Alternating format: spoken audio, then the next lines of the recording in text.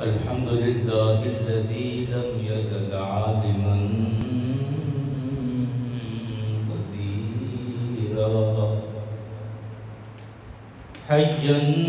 قيوما سميعا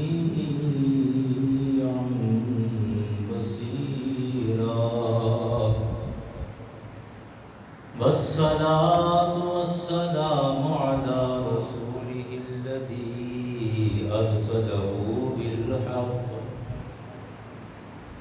أرسله بالحق بشيرا ونذيرا وعلى آله وأصحابه كثيرا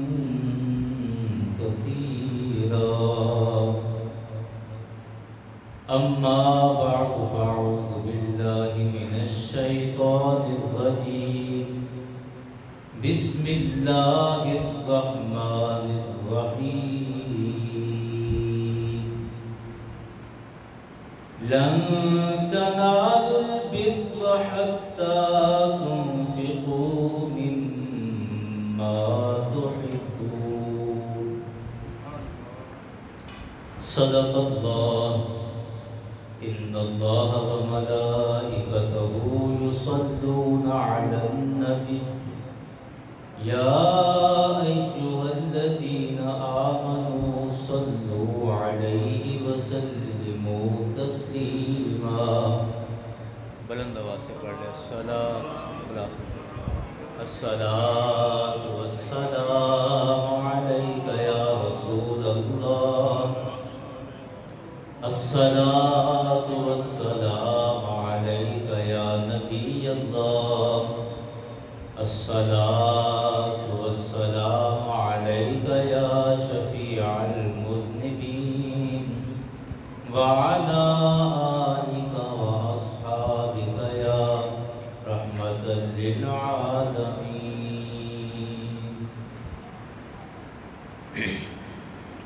پنجابی کا ایک شعر میرے ساتھ مل کے پڑھیں. شاعر کہتے ہیں نرالا زمانے تو دلدار میرا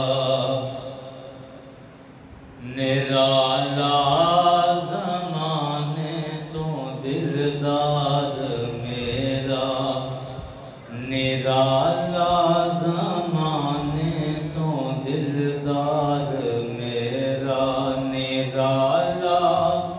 زمانے تو دلدار میرا میں سارا زمانہ نظر مار ویکھاں میں سارا زمانہ نظر مار ویکھاں نرالا زمانے تو دلدار میرا میں سارا زمانہ نظر مار ویکھاں تیرے باج اکھیاں نو بھاوے نہ کوئی تیرے باج اکھیاں نو بھاوے نہ کوئی میں جس پاسے ویکھاں تینوں یار ویکھاں میں جس پاسے ویکھاں تینوں یار ویکھاں نرالا زمانے تو دلدار میرا میں سارا زمانہ نظر مار ویکھاں میں سارا زمانہ نظر مار ویکھاں. حمد و ثنا کے بعد مقتدر واجب الاحترام سامعین حاضرین، قرآن پاک کے چوتھے سپارے سے پہلی آیت مبارکہ کا کچھ حصہ تلاوت کیا ہے. چوتھا پارہ شروع یہاں سے ہوتا ہے. اللہ رب العزت نے ارشاد فرمایا لن تنالوا البر حتى تنفقوا مما تحبون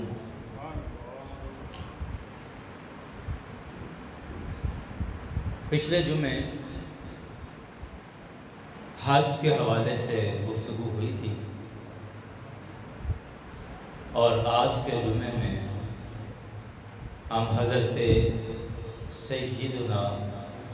ابراہیم علیہ السلام کے حوالے سے بات کریں گے۔ اللہ تعالیٰ نے ارشاد فرمایا کہ لن تنالوا البر، تم ہرگز نیکی کا کمال درجہ حاصل نہیں کر سکتے،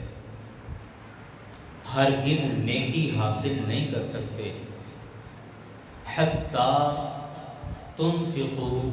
مما تحبون، یہاں تک کہ تم وہ چیز اللہ کی راہ میں خرچ کرو جس سے تمہیں خود بھی محبت ہو، جس شے سے، جس چیز سے تمہیں خود محبت نہیں،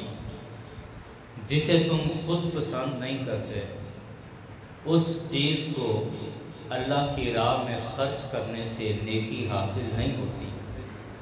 یا نیکی کا کمال درجہ حاصل نہیں ہوتا، مکمل نیکی حاصل نہیں ہوتی۔ کامل اور مکمل نیکی تب حاصل ہوتی ہے کہ جب تم اللہ کی بارگاہ میں،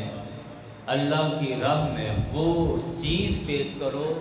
جو تمہیں خود کو بھی پسند آتی ہے، جس سے تمہیں خود کو بھی پیار ہے، جو خود بھی تمہیں محبوب ہے، وہ جب خدا کی بارگاہ میں پیش کرو گے تو اللہ تعالیٰ تمہیں نیکی کا کمال درجہ عطا فرمائے گا۔ بڑی سادہ سی بات ہے، ہر انسان کی اپنی پسند ہے، ہر انسان کی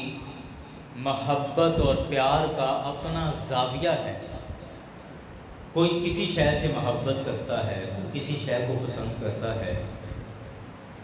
لیکن اگر ہم مجموعی طور پر دیکھیں تو 3-4 ایسی چیزیں ہیں کہ جس سے انسان بڑی محبت کرتا ہے۔ اگر اس کو گہرائی سے دیکھیں، تفصیل سے دیکھیں تو ہر ایک کی اپنی پسند ہے، ہر بندے کا اپنا مزاج ہے، اپنی کیفیت ہے، لیکن 3-4 کچھ گنی چنی ایسی چیزیں ہیں کہ ان چیزوں سے تقریباً ہر انسان ہی محبت کرتا ہے۔ مثلا محبت کرنے والی چیزوں میں سب سے پہلی چیز آتی ہے انسان کا اپنا گھر۔ انسان اپنے گھر سے بڑی محبت کرتا ہے، اپنے وطن سے، اپنے گاؤں سے، اپنے شہر سے، محلے سے، گھر سے اس کو بڑی قدرتی محبت ہوتی ہے۔ جیسا بھی ٹوٹا پھوٹا گھر ہو، کچا مکان ہو، اور آپ کو 10 دن کے لیے، 12-15 دن کے لیے کہیں باہر جانا پڑے، وہاں بھلے آپ عالی شان ہوٹل کے اندر ہی رہ رہے ہوں، بڑے خوبصورت علاقے میں بھی رہ رہے ہوں، لیکن کچھ دن گزرنے کے بعد پھر اپنے گھر کی یاد ستاتی ہے، دل کرتا ہے کہ نہیں اب گھر جانا چاہیے، اب واپس جانا چاہیے، اپنے گھر چلیں۔ وہ کچے گاؤں کے رستے، وہ کھیت، وہ درخت، وہ سبزہ، وہ کچی دیواریں، وہ سب کچھ یاد آتا ہے۔ یہ قدرتی بات ہے، اور اللہ نے یہ انسان کی فطرت میں یہ چیز شامل کر دی ہے کہ وہ اپنے گھر سے، اپنے وطن سے محبت کرتا ہے۔ اسی طرح دوسرے نمبر پر آتا ہے کہ انسان اپنی اولاد سے محبت کرتا ہے، نہ اپنے مال سے محبت کرتا ہے، اور یہ ایک ایسی عادت ہے، ایسی کیفیت ہے کہ تقریباً ہر انسان میں یہ چیز موجود ہے، اور یہ غلط نہیں ہے۔ اپنے مال سے محبت کرنا غلط نہیں ہے، بشرط یہ کہ وہ مال جائز طریقے سے حاصل کیا ہوا ہو، اور شریعت کی پاسداری کی جا رہی ہو تو اپنے مال سے محبت کرنے میں کوئی حرج نہیں۔ اپنے کھیتوں سے محبت، اپنے جانوروں سے محبت، نقد پیسہ اس کے ساتھ محبت، اس کا خیال رکھنا، دھیان سے استعمال کرنا، یہ ایک انسان کی فطرت کے اندر اللہ نے چیز رکھ دی ہے کہ یہ وطن سے بڑی محبت کرتا ہے۔ انسان اس سے زیادہ اپنے مال سے محبت کرتا ہے، کیونکہ بعض دفعہ ہم مال کمانے کے لیے، پیسہ کمانے کے لیے اپنا وطن بھی چھوڑ دیتے ہیں، تو وطن سے زیادہ ہمیں اپنے مال سے محبت ہے۔ تیسرے نمبر پر باری آتی ہے اپنی اولاد کی، کہ انسان کو اپنی اولاد سے بھی محبت ہے، اور یہ قدرتی محبت ہے، اور اپنی اولاد سے جو محبت ہے وہ اپنے مال سے بھی زیادہ ہے۔ ہم دیکھتے ہیں کہ خدا نخواستہ اگر کسی کا بچہ بیمار ہو جائے تو پھر وہ یہ نہیں دیکھتا کہ اب یہ ڈاکٹر اتنے پیسے مانگے گا، اس پر اتنا روپیہ لگ جائے گا، میں تو پچھلے 6 مہینوں سے جمع کر رہا ہوں، اب میری 6 مہینے کی خون پسینے کی کمائی تو میں اس بچے پر لگا دوں۔ نہیں، یہ سوچتا نہیں ہے، کہتا ہے جتنا پیسہ لگتا ہے لگاؤ، میرا بچہ ٹھیک ہونا چاہیے، میرا بچہ بچ جانا چاہیے۔ تو مال کے بعد اپنی اولاد سے سب سے زیادہ محبت ہوتی ہے۔ جیسے میں نے پہلے ایک ترتیب کے ساتھ عرض کی کہ وطن کے ساتھ محبت ہے، لیکن مال کے ساتھ وطن سے زیادہ محبت ہوتی ہے، کہ بعض دفعہ ہم مال و دولت کے لیے وطن بھی چھوڑ دیتے ہیں، لیکن مال و دولت سے زیادہ اولاد سے محبت ہوتی ہے کہ ہم اپنی اولاد کے لیے اپنا مال قربان بھی کر دیتے ہیں، بلکہ ادھار بھی پکڑنا پڑے تو وہ پکڑ کے لگاتے ہیں اپنی اولاد کی خاطر۔ تو مال سے زیادہ محبت اپنی اولاد سے ہوتی ہے، اور اولاد کے بعد پھر ایک ہی نمبر آتا ہے جس سے انسان کو محبت ہوتی ہے، اور وہ اپنی جان ہے۔ وہ اپنی، اگرچہ ہم یہی سمجھتے ہیں کہ ہمیں اولاد اپنی جان سے بھی پیاری ہے، لیکن یاران گرامی اللہ نہ کرے کوئی ایسا وقت آئے کہ انسان کے بندے کی اپنی جان پر بنی ہو، تو پھر ایک بندہ اپنی جان بچانے سے بڑھ کر اور کوئی چارہ نہیں کرتا کہ بس میری جان بچ جائے، میں زندہ رہ جاؤں، باقی اس کے بعد ہیں ساری چیزیں۔ تو اولاد سے بھی زیادہ انسان اپنی جان سے محبت کرتا ہے، اولاد سے بھی زیادہ بولے اپنی جان سے محبت کرتا ہے۔ یاران گرامی،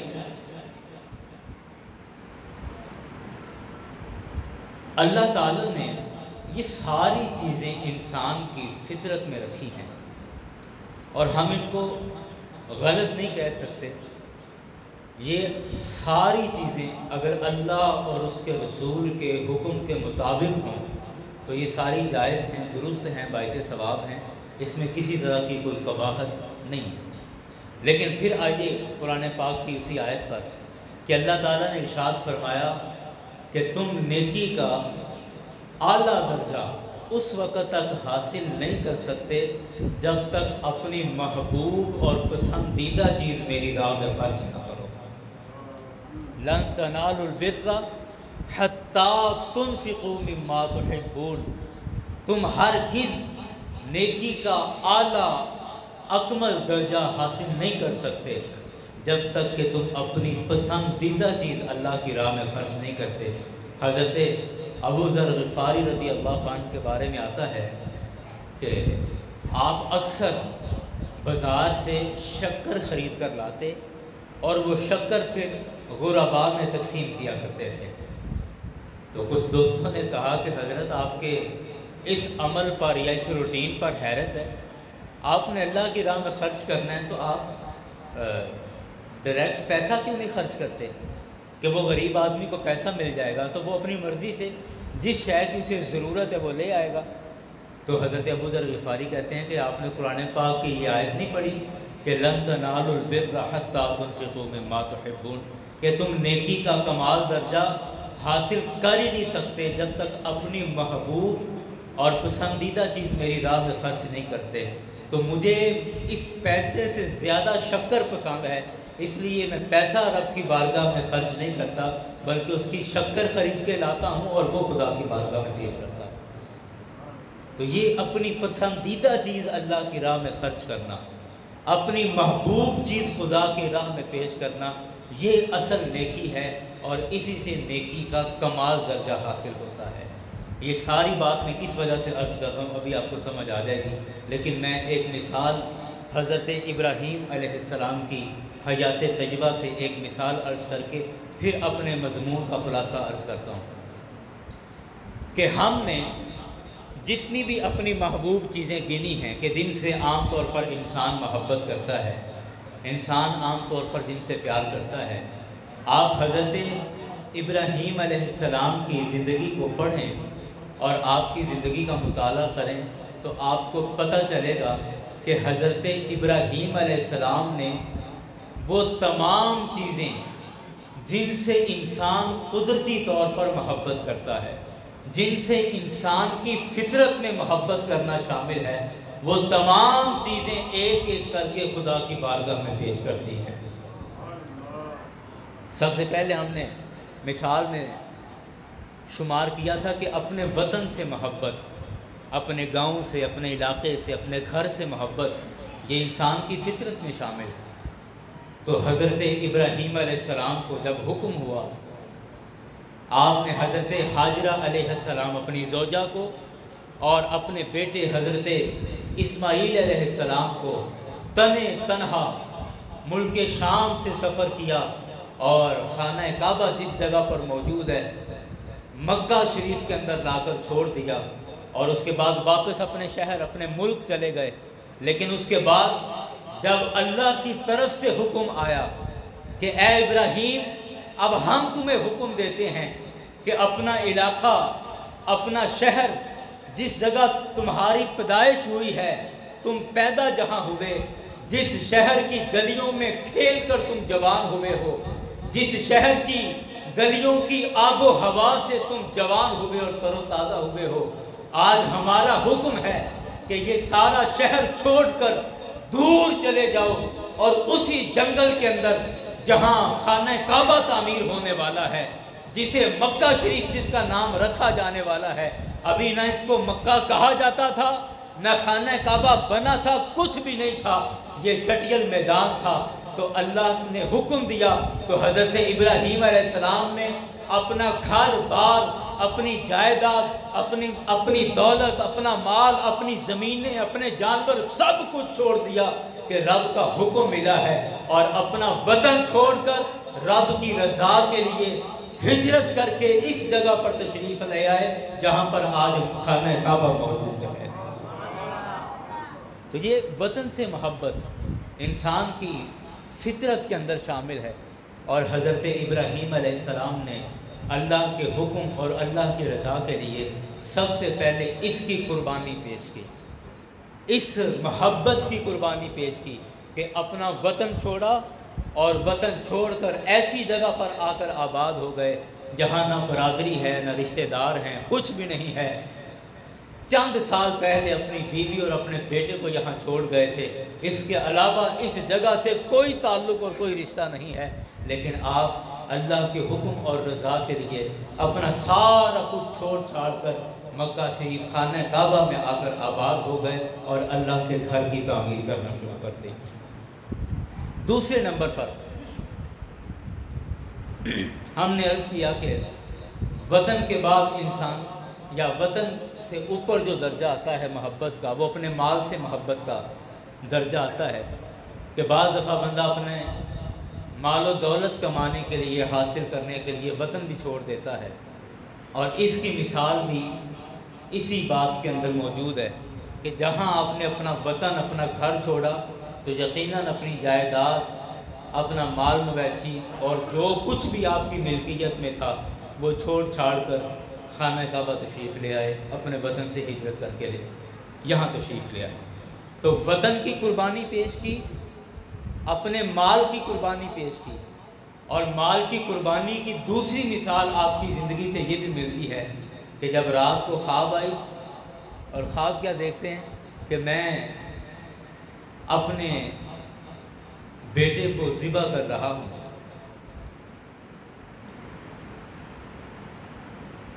آپ نے تعبیر سوچی اور علماء سے اس کی، یا اس وقت جن سے بھی مشورہ کرنا چاہا، تعبیر پوچھی، مشورہ کیا،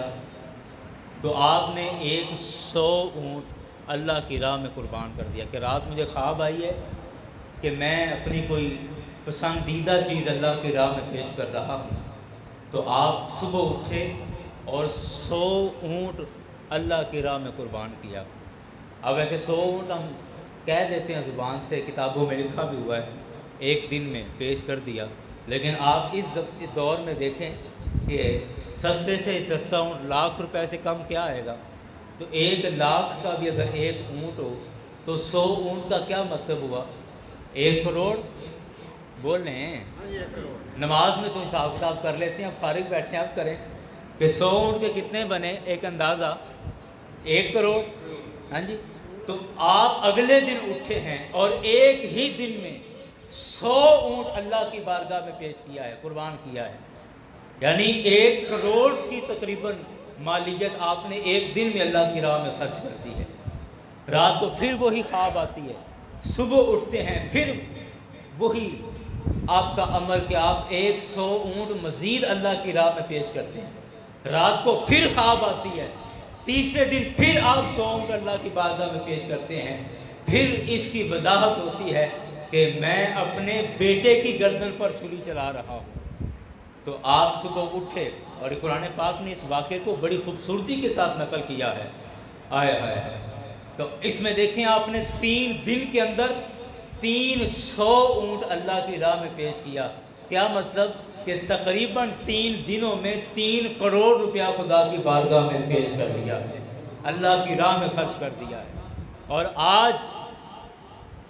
3 کروڑ روپیہ کسی ایک بندے کے لیے خرچ کرنا بہت بڑی بات ہے، بہت بڑی بات ہے۔ آپ اندازہ کریں کہ وہ آدمی کتنا امیر ہوگا جو 3 کروڑ روپیہ 3 دنوں میں اللہ کی بارگاہ میں خرچ کر دیتا ہے۔ تو آپ نے اپنے وطن کو خدا کی بارگاہ میں، خدا کے لیے اپنے وطن کو بھی چھوڑا، اللہ کی رضا کے لیے آپ نے اپنے مال کی بھی قربانی دی۔ اور مال کے بعد نمبر آتا ہے اولاد کا، مال کے بعد نمبر آتا ہے اولاد کا۔ تو آپ کو جب خواب کے اندر یہ وضاحت ہوتی ہے تو آپ اپنی بیوی حضرت حاجرہ سے مشورہ کرتے ہیں، کہتے ہیں کہ اے حاجرہ، آج میں اسماعیل کو کسی اہم کام کے لیے لے کر جانا چاہتا ہوں، اس کو نہلا دینا۔ اب دیکھیں بچے کو بخار ہو جائے، یہ اب تو میرا بھی تجربہ یہ ہو چکا ہے کہ بیٹے کو بخار ہو جائے، یقین کریں کہ رات بھر نیند نہیں آتی کہ یہ تکلیف میں ہے، یہ بیماری میں ہے، بیچارہ پریشان ہے، تنگی میں ہے۔ اس قدر اولاد سے محبت ہوتی ہے کہ اولاد کا دکھ باپ سے برداشت نہیں ہوتا، اور دل کرتا ہے کہ کاش اس کی تکلیف مجھے مل جائے، میں برداشت کر لوں، لیکن یہ مصیبت میں نہ ہو، اس کو دکھ نہ پہنچے۔ اتنی اولاد سے محبت ہوتی ہے۔ قربان جائیں آپ کی استغنا پر، آپ کی ہمت اور بہادری پر کہ حضرت ابراہیم علیہ السلام اپنی بیوی سے بات کر رہے ہیں، اور کس بارے میں بات کر رہے ہیں کہ میں اپنے بیٹے کو ذبح کرنے کے لیے لے کے جا رہا ہوں۔ اور یہ بات کس سے کر رہے ہیں؟ اپنی بیوی سے بات کر رہے ہیں، کہہ رہے ہیں کہ اس کو نہلا دینا، اچھے کپڑے پہنا دینا، کنگھی کر دینا، خوشبو لگانا، کہ میں بڑے اہم کام کے لیے اس کو لے کر جا رہا ہوں۔ پوچھا کہ حضرت بتائیے کون سا اہم کام ہے کہ آپ دونوں باپ بیٹا بڑے اہتمام کے ساتھ، تیاری کے ساتھ جا رہے ہیں؟ کہا حاجرہ پھر سن، میں نے خواب دیکھی ہے، اور نبیوں کے خواب جھوٹے نہیں ہوتے۔ میں نے خواب دیکھی ہے کہ میں اپنے بیٹے کو ذبح کر کے رب کی بارگاہ میں پیش کر رہا ہوں، اور میں اس خواب کو کیسے پورا کروں؟ اور اس کا ایک ہی حل ہے کہ میں اپنے بیٹے کو لے کر خدا کی بارگاہ میں پیش کر دوں۔ اور قربان جائیں ان ماؤں پر کہ جن ماؤں کو اللہ نے یہ حوصلہ اور جگرا عطا فرمایا کہ خدا کے نام پر، خدا کی راہ پر اگر اولاد بھی قربان کرنا پڑے تو کبھی اف تک بھی ان کی زبان پر نہیں آیا، پھر بھی وہ صبر اور شکر کے ساتھ اپنے رب کی بارگاہ میں جھکتی رہتی تھی۔ ان ماؤں پر ہماری 1000 جانیں قربان، جن ماؤں کو اللہ نے یہ حوصلہ اور جگرا عطا فرمایا ہے۔ اور اس باپ کو بھی کروڑوں سلام کہ جو اپنے بیٹے کو خدا کی بارگاہ میں پیش کرنے کے لیے تیار ہو گیا۔ اور پھر بات صرف ماں اور باپ کے درمیان نہیں رہی، جب آپ لے کر چل دیے نا، تو پھر وہاں جس جگہ جانا تھا پہنچ گئے، اس پہاڑی پر پہنچ کر قرآن کہتا ہے کہ پہنچ کے حضرت ابراہیم علیہ السلام نے اپنے بیٹے سے کہا. میں کہتا ہوں یہ ایک ایک آیت کا لفظ اور اس گفتگو کا ایک ایک جملہ سونے کے قلم سے لکھنے والا ہے. حضرت ابراہیم علیہ السلام نے کہا اپنے بیٹے سے, حضرت ابراہیم سے کہا کہ اے میرے بیٹے, میں تم سے کوئی چیز نہیں چھپانا چاہتا.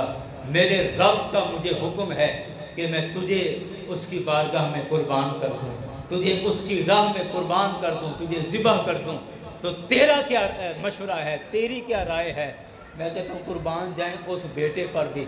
اقبال نے ایسے نہیں کہا تھا کہ یہ سکھائے کس نے اسماعیل کو آداب فرزندی, کہ حضرت اسماعیل کو کس نے سکھا دیا کہ بیٹا ہونے کا مطلب کیا ہوتا ہے, بیٹا ہونے کے آداب کیا ہوتے ہیں. حضرت ابراہیم علیہ السلام نے کہا بیٹے میں نے خواب دیکھی ہے, میرے رب کا حکم ہے کہ میں تجھے ذبح کر دوں اور تجھے رب کی بارگاہ میں قربان کر دوں.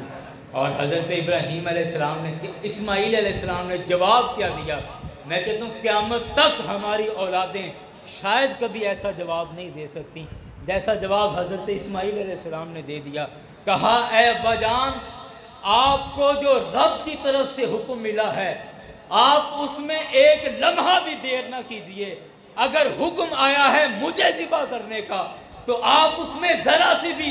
دیر نہ کیجئے, بلکہ رب کے حکم کو پورا کریں اور میری آپ فکر نہ کریں. یہ نہ سمجھیے گا کہ میں کوئی شکوہ کروں گا, گلہ کروں گا. قرآن یہ کہتا ہے کہ ستجدنی انشاءاللہ من الصابرین. اے میرے باپ آپ مجھے ذبح کریں, میری گردن پر چھری چلا کر دیکھیں, انشاءاللہ آپ مجھے بے صبرہ نہیں بلکہ صبر کرنے والا پائیں گے. کہ آپ میرے گلے پہ چھری چلا بھی دیں تو اس بیٹے کی زبان پر اف تک بھی نہیں آئے گی, سی تک بھی نہیں کروں گا کہ آپ کے رب کا حکم آیا ہے. ستجدنی, ان قریب آپ مجھے پائیں گے, انشاءاللہ من الصابرین, ان قریب آپ مجھے انشاءاللہ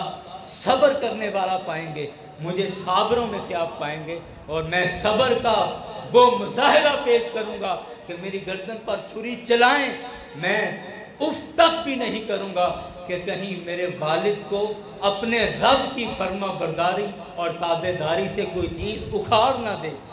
کوئی چیز ہٹا نہ دیں. آپ اپنے رب کی بات کو پورا کیجئے, رب کے حکم کو پورا کیجئے. اللہ اکبر, اللہ اکبر. یاران گرامی, آج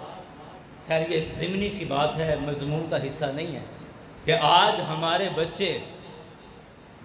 10-10 روپے کا اپنے باپ سے حساب کرتے ہیں. ابا جی آپ نے اس دن تو سبزی کے لیے مجھ سے پیسے منگوائے تھے, مجھ سے پیسے لیے تھے, اور یا جس دن میری باری ہوتی ہے اس دن آپ گوشت پکا لیتے ہیں, اور جس دن وہ بڑے بھائی سے پیسے لینے ہوتے ہیں اس دن آپ آلو پکا لیتے ہیں. تو یہ تو اب زیادتی کر رہے ہیں نا جی, مجھے وہ جگہ دے دی ہے اور اس کو یہ جگہ دے دی ہے. آج ہم چھوٹی چھوٹی چیزوں کا اپنے باپ سے حساب کر لیتے ہیں, حساب کرنا شروع کر دیتے ہیں. اور بعض تو ناہنجار قسم کی اولادیں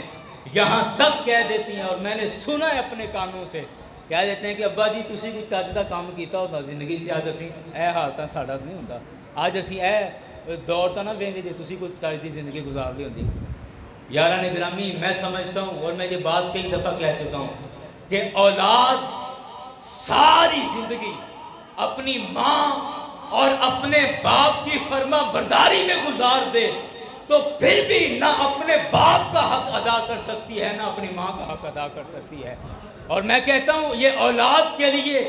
کسی صورت میں بھی جائز نہیں ہے کہ وہ اپنی کسی بھی معاملے میں کسی بھی صورت میں اپنی ماں سے حساب کرے یا باپ سے حساب کرے. یہ کبھی بھی اس کے لیے جائز نہیں ہے کہ وہ کسی صورت بھی اپنے باپ سے حساب کرے.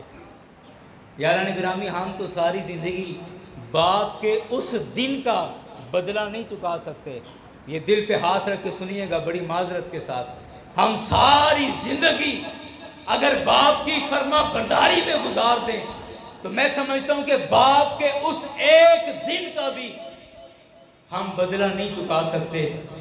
کہ باپ جس دن سارا دن تپتی دھوپ میں سڑک پر مزدوری کرتا رہا ہو اور بڑھاپے کی وجہ سے، کمزوری کی وجہ سے چکر آنے لگ گئے، تھک گیا، جسم نڈھال ہو گیا، اور ادھر چھٹی کا ٹائم ہوا تو کہا کہ 200 روپیہ دہاڑی لو اور تمہاری چھٹی کا ٹائم ہو گیا، تو اس وقت جب باپ کہے کہ ٹھیکیدار صاحب مجھے تو 2 گھنٹے میرا ٹائم لگوا لو، 2 گھنٹے مجھے اور کام کرنے دو کہ صبح میرے بچے کے لیے مجھے یونیفارم لے کے جانا ہے۔ اس کے اسکول کی کتابیں نہیں تھیں، کل وہ آگے کہہ رہا تھا جی مجھے ماسٹر جی نے مارا ہے، میرے پاس کتاب نہیں ہے تو مجھے اس کے لیے کتاب لے کر جانی ہے، تو میرے 2 گھنٹے مجھے اور کام کرنے دیں، کچھ 20-50 مجھے زیادہ مل جائیں گے تو اس کے لیے میں کتاب خرید کے لے جاؤں گا۔ میں کہتا ہوں اولاد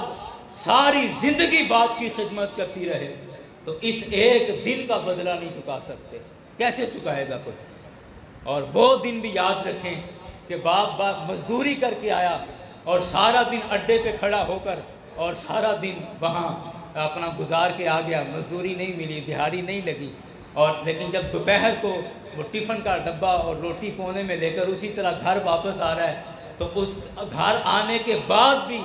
اپنے بچوں کو ہنس کر اور بازو پھیلا کر ان کو گلے مل رہا ہے اور آگے پوچھ رہا ہے میرے بیٹے نے کیا کھانا ہے، میرے بیٹے نے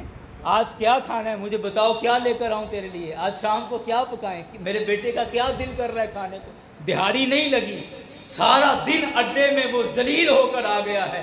جو روٹی گھر سے لے کر گیا تھا اسی طرح واپس لے کر آ گیا ہے، لیکن وہ باپ کیسا بادشاہ آدمی ہے اور کتنا اللہ نے جگر دیا ہے اور حوصلہ دیا ہے باپ کو کہ پتہ ہے میری جیب میں 1 روپیہ تک نہیں ہے، پھر بھی جب گھر میں آتا ہے تو ہنستا ہوا بازو چوڑے کر کے کہتے ہیں آؤ جی میرا بیٹا آج کیا کھانا ہے، کیا لے کر آؤں اپنے بچے کے لیے۔ میں کہتا ہوں اس محبت کا اولاد کیسے صلہ چکائے گی،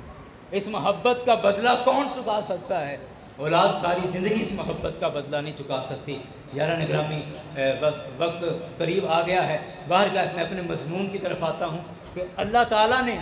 حضرت ابراہیم علیہ السلام کو اللہ نے وہ توفیق عطا فرمائی کہ آپ نے اپنی ساری پسندیدہ چیزیں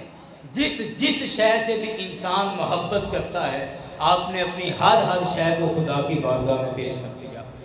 اپنے وطن کی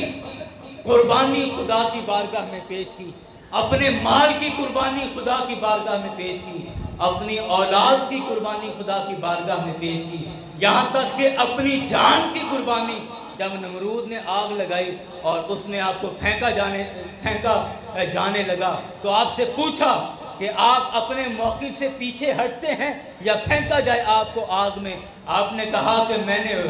خدا وحدہ لا شریک رب کو ایک رب مانا ہے اور میں اس موقف سے کبھی پیچھے نہیں ہٹ سکتا، میں رب کی عبادت چھوڑ کر کبھی بت پرستی کی طرف واپس نہیں لوٹ سکتا، تو تم جو مجھے سزا دینا چاہتے ہو دے لو، لیکن یہ ابراہیم کا ماتھا خدا کے سامنے جھک چکا ہے، اب کسی اور کے سامنے جھکنے والا نہیں ہے۔ آپ کو جب آگ میں پھینکا جا رہا تھا اللہ تعالیٰ نے، یہ آزمائش ہے، یہ امتحان ہے، عربی کا ایک محاورہ ہے العطایا علی قدر البلایا، کہ جس قدر مشکل امتحان ہوتا ہے اللہ تعالیٰ انعام بھی اتنا ہی بڑا عطا فرماتا ہے۔ آگ میں پھینکا جا رہا ہے، ادھر نمرود کی طرف سے بھی آفر آئی کہ آپ بچ سکتے ہیں، اپنی جان بچا سکتے ہیں اگر ہمارے بتوں کو آج بھی مان لو اور یہ نیت کر لو کہ میں ان بتوں کے ساتھ کوئی برا سلوک نہیں کروں گا، ان بتوں کی مخالفت نہیں کروں گا تو ہم آج بھی آپ کو چھوڑ دیں گے۔ کہا کہ نہیں، یہ سر رب کے سامنے جھک چکا ہے، اب کسی کے سامنے اور جھکنے والا نہیں ہے۔ پھر اس کے بعد یہ تو چلو نمرود کی طرف سے آفر تھی، اللہ نے جبریل امین کو بھیجا اور یہ بڑا نازک موقع تھا، بڑا نازک امتحان تھا کہ پہلے تو دشمن کی طرف سے آفر تھی نا، تو بندہ بعض دفعہ کہتا ہے کہ میں دشمن کی بات کو کیوں مانوں اور میں دشمن کا احسان کیوں اپنے ساتھ پر لوں، جان جاتی ہو تو جائے لیکن دشمن کا احسان میں اپنے اوپر نہیں لیتا، یہ تو بات سمجھ آتی ہے۔ لیکن اب حضرت جبریل علیہ السلام آ رہے ہیں آفر لے کر، جبریل علیہ السلام تو دشمن نہیں ہیں، یہ تو دوست ہیں، اب آفر دوست کی طرف سے ہے اور آ کر کہا جبریل امین نے کہ اے اللہ کے خلیل، اے حضرت ابراہیم، اگر آپ اجازت دیں، آپ کہیں تو میں رب کی بارگاہ میں آپ کی سفارش کروں کہ اللہ آپ کو اس عذاب سے، اس مصیبت سے بچائے۔ حضرت ابراہیم علیہ السلام نے کہا کہ اے جبریل کیا بات کرتے ہو کہ تم جا کر خدا کو کہو گے، تم جا کر رب کو کہو گے کہ ابراہیم کو آگ میں پھینکا جا رہا ہے؟ کیا میرے رب کو نہیں پتا کہ میرے ابراہیم کے ساتھ کیا ہو رہا ہے؟ کیا میرے رب کو نہیں پتا کہ ابراہیم کو کس مصیبت میں پھینکا جا رہا ہے؟ حضرت جبریل امین نے کہا کہ ہاں اللہ تو سب کچھ جانتا ہے۔ تو کہا بس پھر بتانے کی کیا ضرورت ہے؟ اگر میرے رب کو میرا بچنا منظور ہوا تو میرا ایک بال بھی نہیں جلے گا، اور اگر میرے رب کو میرا دنیا سے جانا منظور ہے تو پھر مجھے کیا اعتراض ہو سکتا ہے؟ یہ جان اسی کی ملکیت ہے، اسی کی امانت ہے، امانت دار تک واپس چلی جائے گی، مجھے کیا اعتراض ہو سکتا ہے؟ تو آپ نے اپنی جان تک کی پرواہ نہیں کی اور رب کی بارگاہ میں اس کو بھی پیش کیا۔ یاران گرامی، انشاءاللہ اگلے جمعے اسی مضمون کو اس سے آگے لے کر جائیں گے۔ میں چاہ رہا تھا کہ میں کسی طرح مضمون کو مکمل کر لیتا آج، لیکن وقت ہمارا ہو چکا ہے اور اس کا کافی حصہ ابھی بیان کرنے والا باقی ہے۔ قرآن پاک میں کئی مقامات پر حضرت ابراہیم علیہ السلام کا ذکر ہوا، اور یاد رکھیں کہ نبی مکرم صلی اللہ علیہ وسلم کے بعد تمام نبیوں میں اگر کسی نبی کا مقام اور مرتبہ ہے، سرکار کے بعد اگر کوئی افضل ترین نبی ہیں تو وہ حضرت ابراہیم علیہ السلام، اور آپ کو جد الانبیاء کہا جاتا ہے، تمام انبیاء کا باپ آپ کو کہا جاتا ہے۔ اور علماء نے اس میں لکھا کہ چند ایک انبیاء، تقریباً کوئی 10 کے قریب نبیوں کے علاوہ، چند ایک انبیاء کے علاوہ باقی جتنے بھی نبی آئے ہیں، کم و بیش 1,24,000 نبی ہیں، تو اس میں 10-12 انبیاء نبیوں کے علاوہ باقی سارے نبی حضرت ابراہیم علیہ السلام کی اولاد میں سے، آپ کی اولاد میں سے ہوئے ہیں۔ آپ کو جد الانبیاء کہا جاتا ہے۔ اور مزیداری کی بات بتاؤں کہ حضرت ابراہیم علیہ السلام کو ہر آسمانی مذہب اپنا رہبر اور پیشوا مانتا ہے۔ عیسائی نبی کریم صلی اللہ علیہ وسلم کا انکار کرتے ہیں، لیکن عیسائی حضرت ابراہیم علیہ السلام کا انکار نہیں کرتے، نہ یہودی حضرت ابراہیم علیہ السلام کا انکار کرتے ہیں۔ جیسے ہم پہلے نبیوں کو مانتے ہیں، اسی طرح حضرت ابراہیم علیہ السلام وہ اللہ کے نبی ہیں کہ دوسرے آسمانی مذاہب جو ہیں وہ بھی ان کا انکار نہیں کرتے، ابراہیم علیہ السلام کا انکار نہیں کرتے، بلکہ تمام آسمانی مذاہب بالاتفاق حضرت ابراہیم علیہ السلام کو اپنا پیشوا اور اپنا بزرگ ہستی تسلیم کرتے ہیں اور جلیل القدر نبی تسلیم کرتے ہیں۔ انشاءاللہ اس سے آگے اگلے جمعے میں بات کریں گے۔